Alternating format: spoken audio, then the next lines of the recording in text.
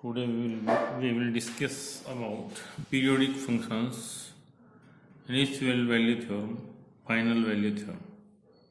First of all, we will discuss about periodic functions.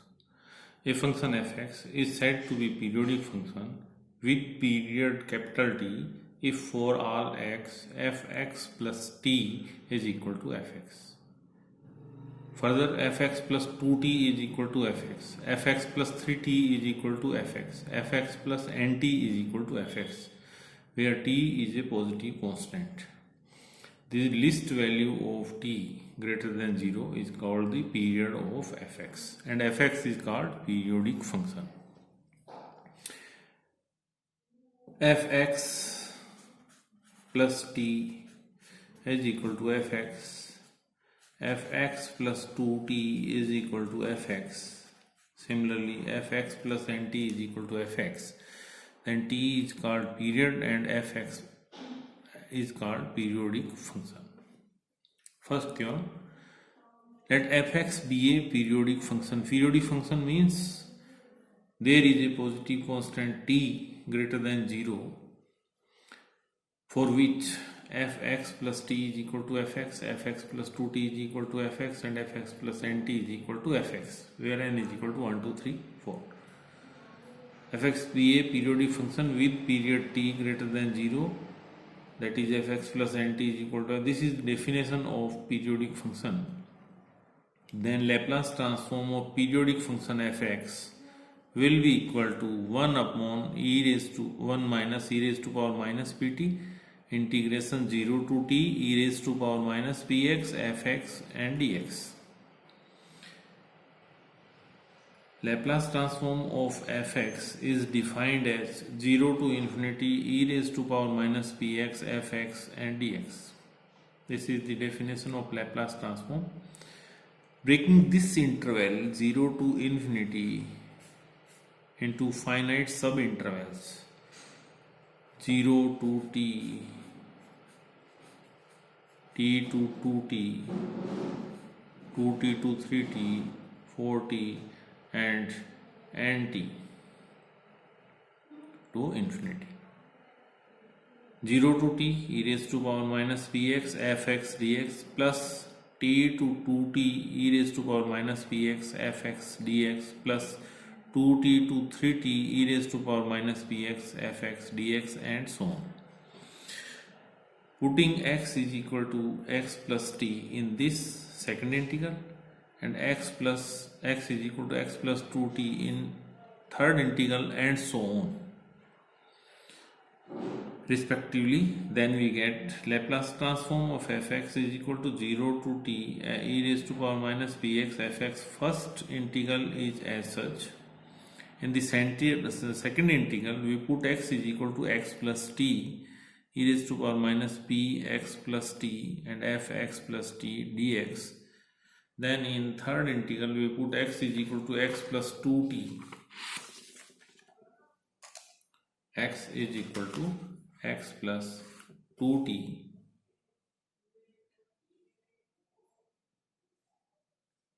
Limit of all the integrals becomes 0 to t. When we put x is equal to x plus t and x is equal to x plus 2t, then limit of all integrals becomes 0 to t. Or 0 to t e raised to power minus px fx dx plus 0 to t e raised to power minus pt e raised to power minus px fx dx, 0 to t e raised to power minus 2 pt e raised to power minus px fx dx. Because it is periodic function, therefore fx plus t is equal to fx, fx plus 2t x plus 2t is equal to fx and so on.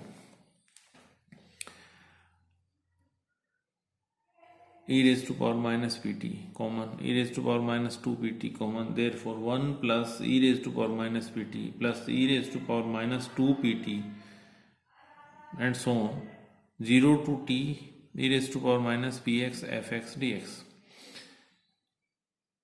This is the binomial of 1 minus e raised to power minus pt raised to power minus 1. 0 to t e raised to power minus px fx dx. 0 to t e raised to power minus px fx dx upon 1 minus e raised to power minus pt. This is called periodic Laplace transform of periodic function. This is the proof of the theorem. Now we will discuss about initial value theorem. If fx be continuous for all x is greater than or equal to 0 and v of exponential order as x tends to infinity, if fx is piecewise continuous and is of exponential order as x tends to infinity, then fx is called function of class A. We can write a function of fx is function of class A, or we can write fx is piecewise continuous and of exponential order as x tends to infinity.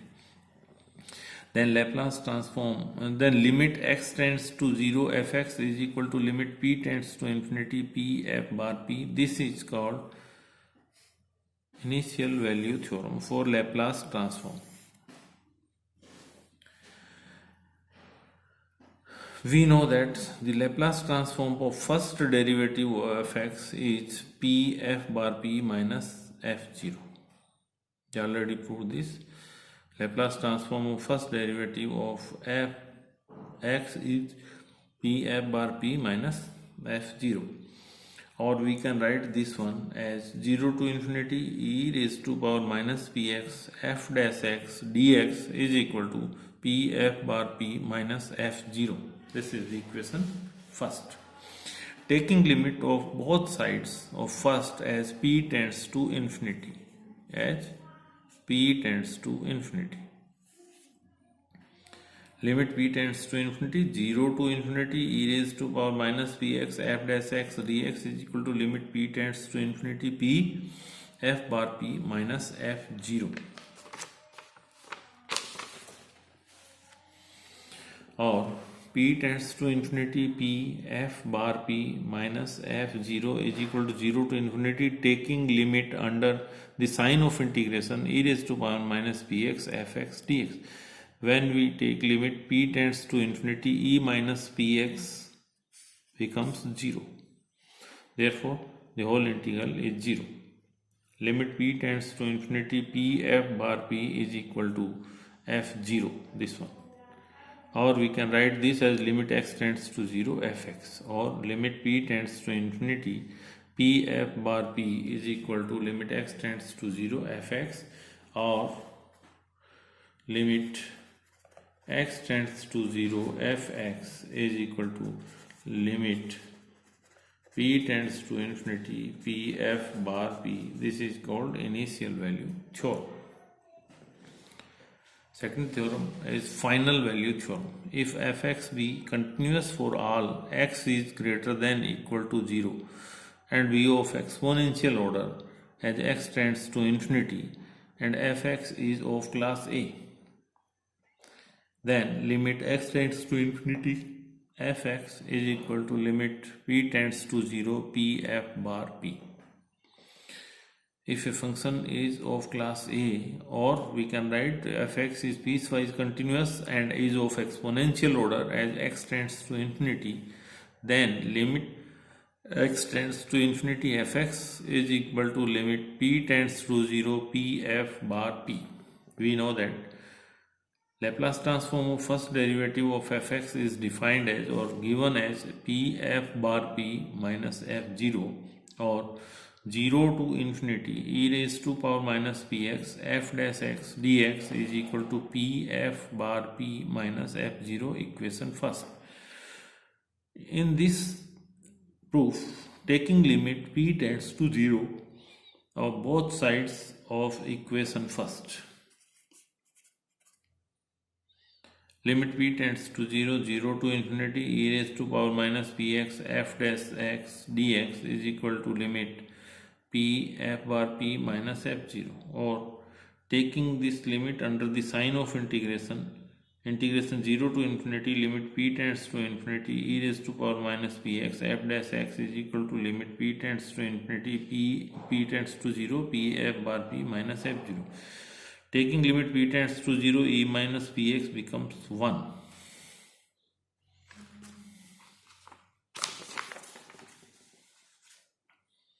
Therefore, 0 to infinity f dash x dx is equal to limit p tends to 0 p f bar p minus f0, or integrating this one with respect to x, this becomes f dash x becomes fx. Limit 0 to infinity is equal to limit p tends to 0 p f bar p minus f0, or limit x tends to 0 fx minus f0 is equal to limit p tends to 0 p f bar p minus f0, or limit x tends to infinity fx is equal to limit p tends to 0 f bar p f bar p. This and this cancel. This is called final value theorem. Taking an example, find the Laplace transform of x square cos ax. We know that Laplace transform of x square fx is equal to minus 1 square p square d square upon dp square f bar p. If we take here Laplace transform of x fx, then it becomes minus 1 d upon dp f bar p. And if we take limit Laplace transform of x raised to power n fx, then it becomes minus 1 raised to power n dn dp n f bar p. Here fx is cos ax, and we know that Laplace transform of cos ax will be equal to p upon p square plus a square. Therefore, minus 1 square d square dp square Laplace transform of cos ax, d square upon dp square p upon p square plus a square. Differentiating once, so d upon dp p square plus a square, and differentiation of p is 1 minus 2p square. Differentiation of this one is 2p, and this is p 2p square. A square minus p square upon p square plus a square whole square. Again, differentiating with respect to p square plus a square raised to power 4, p square plus a square whole square. Differentiating this one, minus 2p minus a square minus p square. Differentiating this one, 2p square plus a square plus 2p. On solving this, 2p p square minus 3p a square upon p square plus a square whole cube